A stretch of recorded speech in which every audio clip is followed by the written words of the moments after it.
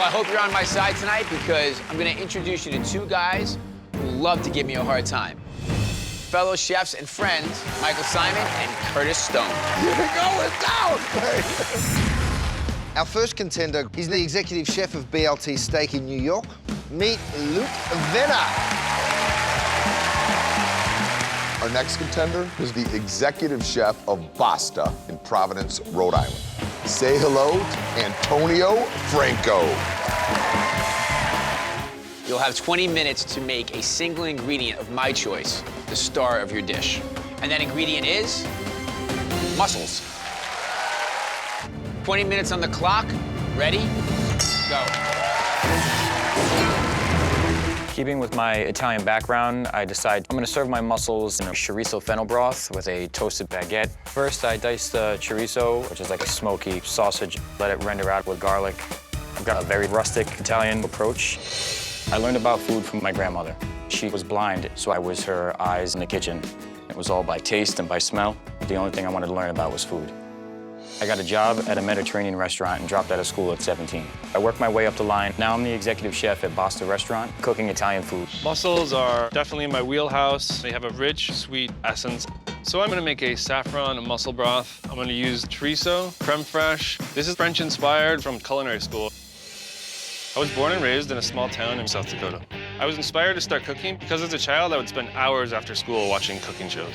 I've worked all over the country, and finally my journey's taken me here to New York City, where I've refined my technique. Antonio, how you feeling? Loving it. What's your approach with this? I'm just gonna do some rustic mussels, a little fennel, let the mussel shine. What are you gonna put into the broth? A little white wine, probably a little lobster broth with the chorizo and the shallots. All right, I like it. Cook hard, cook fast, boys. Cook hard, cook fast. In Italian cuisine, fennel is synonymous with seafood. I let it cook with celery and shallots before I deglaze the pan with Chardonnay for a little acid. I'm nervous, but I'm also very focused. So I grabbed my saffron. It's gonna add a nice floral aroma. Saffron and mussel, it's a timeless combination. The baguette is crucial to this dish, so I rubbed it with a little garlic clove and a little extra virgin olive oil, put it in the oven. I throw my mussels in the chorizo base. The white wine's gonna add acidity to the broth. 5 minutes to go, guys. I'm racing against the clock, but I want to make sure they're all a good size so the mussels cook perfectly. Next, I add lobster stock and a little bit of chicken stock for a little richness and depth. 1 minute. My mussels look perfect, so I start plating my dish. I taste my broth and it's lumpy. So I'm looking around frantically trying to find a strainer. 30 seconds. At this point, I have to get this on the plate. And I finish it off with toasted brioche. At the last second, I add fennel fronds, celery leaf, and I place the baguette. I'm feeling great. And then I noticed a giant piece of garlic. 1. But the time's up. I totally forgot to take out the garlic. I look over at Antonio's dish. He's got a sloppy presentation. My dish is very elevated and refined. I'm feeling really confident. Luke, Antonio, Michael and I are here today for one reason only, and that's to take Bobby Flay down. It's all going to come down to what you've done with the mussels to be the star of this dish. Luke, tell us about your mussels. I made a saffron and mussel broth, infused with chorizo, with toasted brioche. The mussels are cooked perfectly. They're really beautiful. They're still plump and juicy, but the creamy soup is quite intense in flavor. A touch heavy on the saffron. It pulled away from some of the brininess, but I thought the mussels were cooked perfect. Antonio, tell us what you've done. I cooked the mussels in a chorizo fennel broth with a little baguette toast rubbed with garlic. I think the mussels are cooked perfectly in this one also. Plump, good flavor. The flavors of the fennel work beautifully with the mussel. It's very delicate, actually, but there's some huge chunks of garlic. Thankfully, my date is also eating a lot of garlic, but to me, that's too much. It's a tough decision, but we picked Chef Antonio to move forward.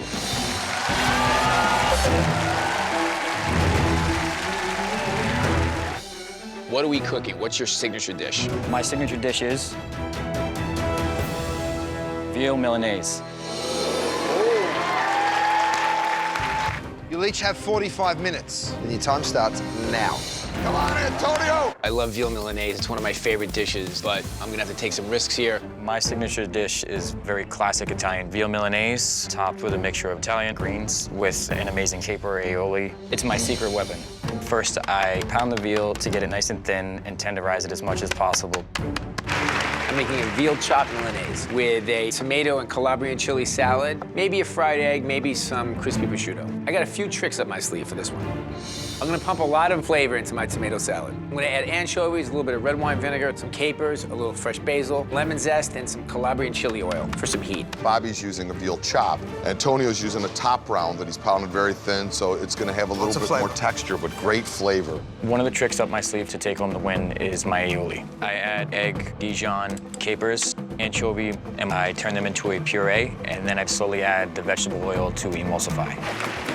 It's not traditional, but I don't want it to be paper thin because then the veal just gets lost in the breading, but it could also be a big mistake. One of the most important parts to any Milanese is the breading, so it has to be perfect. I use panko and Italian breadcrumbs to add texture and flavor. The potato starch and the flour will add a nice crispiness to it, almost like that of a airy potato chip.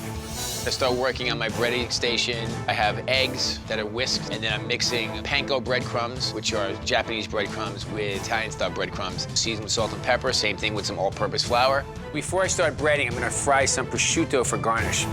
The veal has to get consistently crisp on the outside. It's probably gonna take 60 to 90 seconds on the first side, and I'm gonna flip it over and let it cook for another minute or so.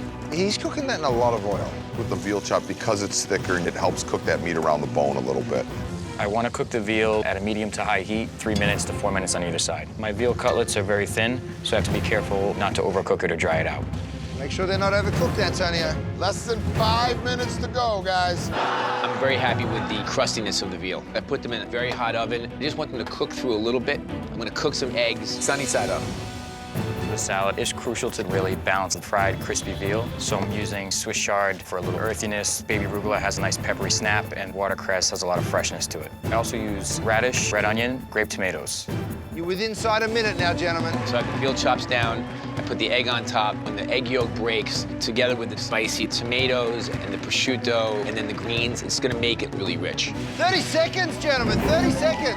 The veal's been cooked perfectly on either side, so I start to plate my aioli and then add the veal, top it with the salad, then I finish with shaved ricotta salata, which has a nice salt and tang to it. 10, 9, A little lemon zest at the end just gives it a lot of brightness and freshness. 5, 4, 3, 2, 1. Bobby, Antonio, great to watch you guys cook. I can't wait to see what the judges say. Let's meet them. First up, the co-owner of Rayo's Restaurant Group, Frank Pellegrino Jr., host of cooking channels Simply Laura, Laura Vitali, the chef and owner of MP Taverna, Michael Salakis. Judges, as you know, it is a blind taste test. Please start with the first dish in front of you.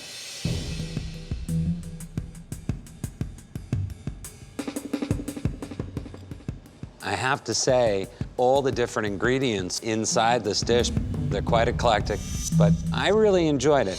When I saw the color of the crust, I was overwhelmingly excited because I know it's gonna be crunchy. The veal chop is cooked perfectly. I love the fact that it's a bone-in chop. Quite honestly, I would have liked to have seen the veal cutlet pounded just a little bit more. Judges, please switch your plates.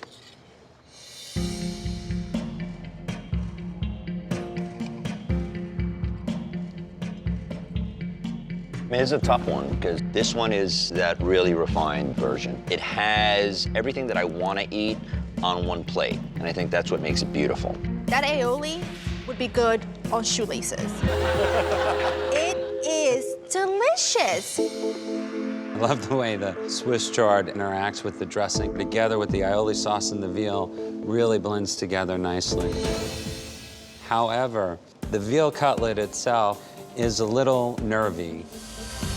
The veal is overcooked. If it was cooked a minute and a half less, this dish really would have sung. But it's a great dish, man. Well, judges, now it's time to make your judgment. All right, you guys, the judges have voted. And the winner is Bobby Flay.